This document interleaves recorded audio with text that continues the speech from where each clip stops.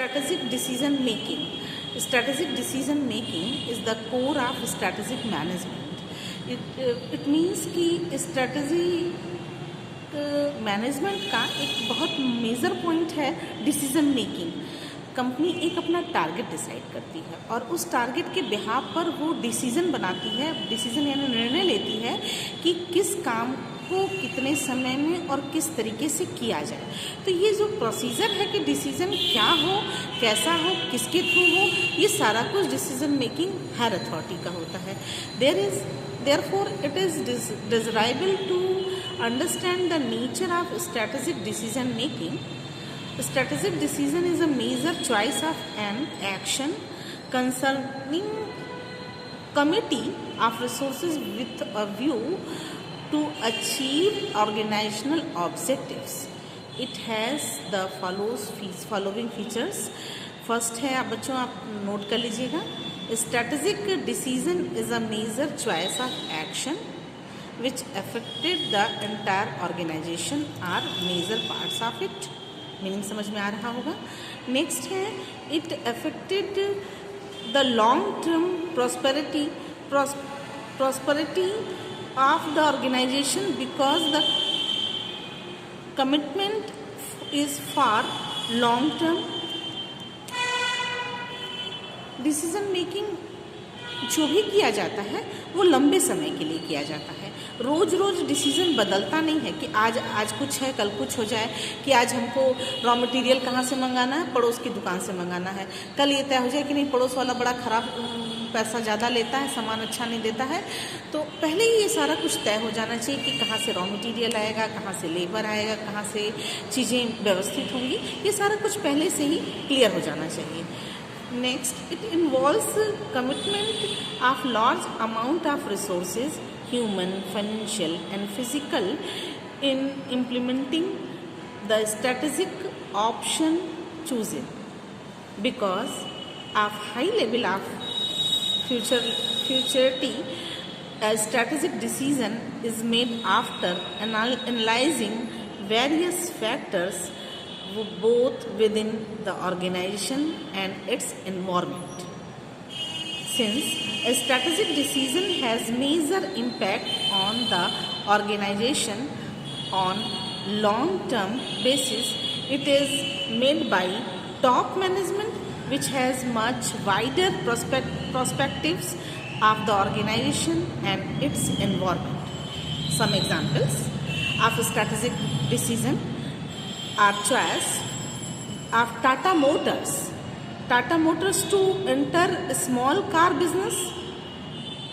बच्चों टाटा मोटर्स जो थी वो जब शुरुआत की थी अपना बिजनेस तो स्मॉल कार बनाती थी।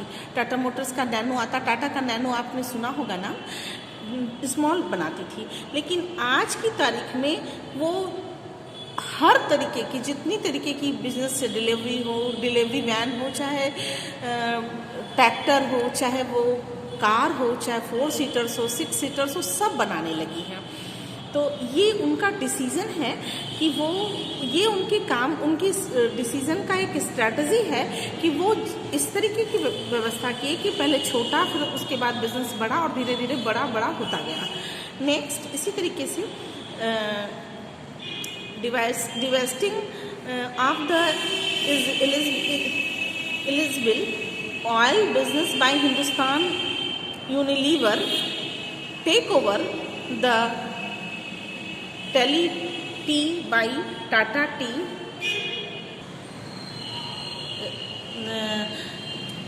इसमें edible oil business by Hindustan Unilever take over the tea by Tata Tea and so on.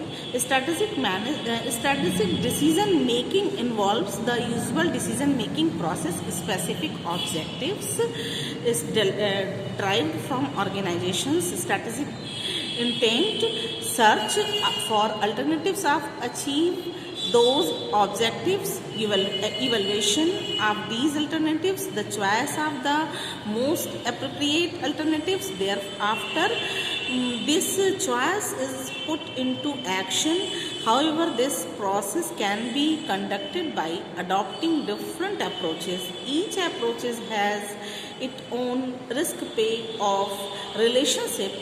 Therefore let us go through these approaches. बच्चों इसमें बहुत जो हमारा डिसीजन मेकिंग है उसके कई पॉइंट्स हैं।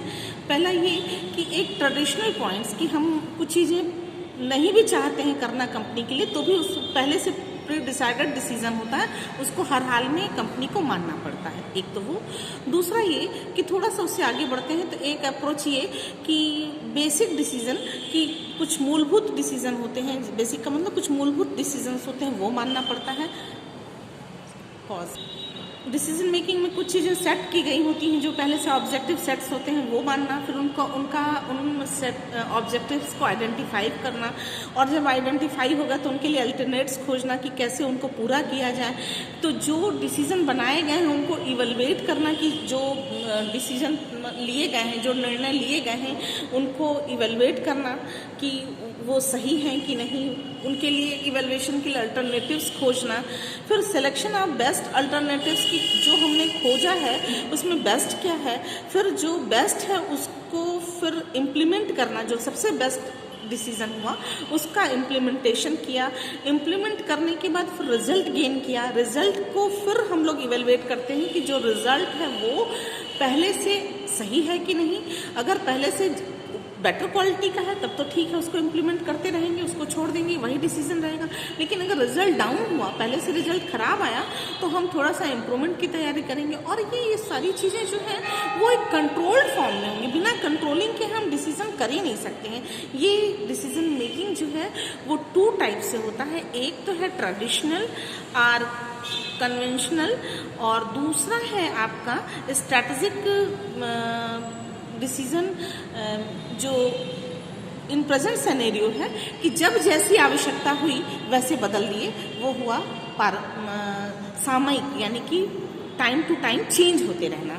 तो टाइम टू टाइम चेंज होने की ये मीनिंग नहीं कि आज कुछ है कल कुछ, कल फिर परसों कुछ, फिर नरसों कुछ, ऐसा नहीं। जो प्रेजेंट सिनेरियो है उससे मैच करते हुए या जो प्रेजेंट डिमांड है उससे मैच करते हुए डिसीजन बंद करना।